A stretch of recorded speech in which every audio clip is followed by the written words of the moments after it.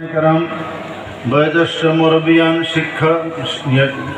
শিক্ষিত সমাজ বিভিন্ন বাড়িঘর থেকে দিনের দর নিয়ে আগত আজকের এই জলসার অতিথিবৃন্দ, বুজুর্গর ভাইও, খতমে বুখারী শরীফ সম্পর্কে আমার আগে বিভিন্ন বরেণ্য ওলামায়ে কেরাম আলোকপাত করছেন। আমি আর খতমে বুখারী সম্পর্কে আলোকপাত করতে চাইতেছি না। আমি আপনাদের সম্মুখে একটি আয়াতে কারিমা তেলাওয়াত করেছি। এই আয়াতে কারিমার মধ্যে আল্লাহ পাক বুঝাইছেন ইসলাম ধর্মের বুনিয়াদ তিন বস্তুর উপরে। এক নম্বর কোরআনে কারিম, দুই নম্বর হাদিস রাসূল, তিন নম্বর উম্মতের ইজমা। এই তিনটার উপরে ইসলাম ধর্ম নির্ভর করে।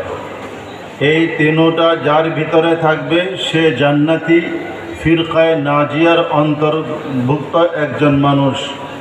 আর যদি এই তিনটার মধ্যে একটা থাকে, দুইটা থাকে না, দুইটা আছে তিন নম্বরটা নাই, তো ওরা মুসলমান হয় কিন্তু ফিরকায়ে নাজিয়াত পড়বে না।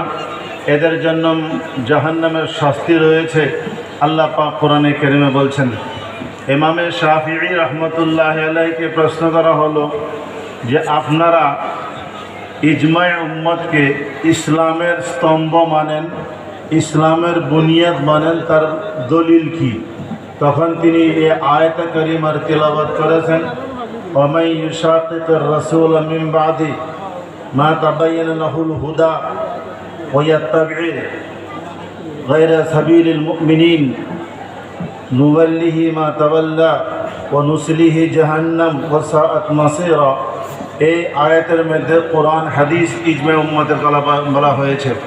বুজুর্গর ভাইও, বর্তমান সারা পৃথিবীর ভিতরে পাকিস্তান, খাস করে আসামের কিছু জায়গাতে আছে, এরা একমাত্র কোরআনকে ইসলামের বুনিয়াদ হিসেবে মানে, আগে হাদিসকে ইসলামের বুনিয়াদ মানে না এবং ইজমায়ে উম্মতকে মানে না।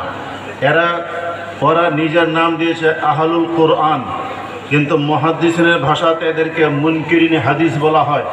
এই দল মানুষের সঙ্গে আমি নিজেই তর্ক বিতর্ক করেছি।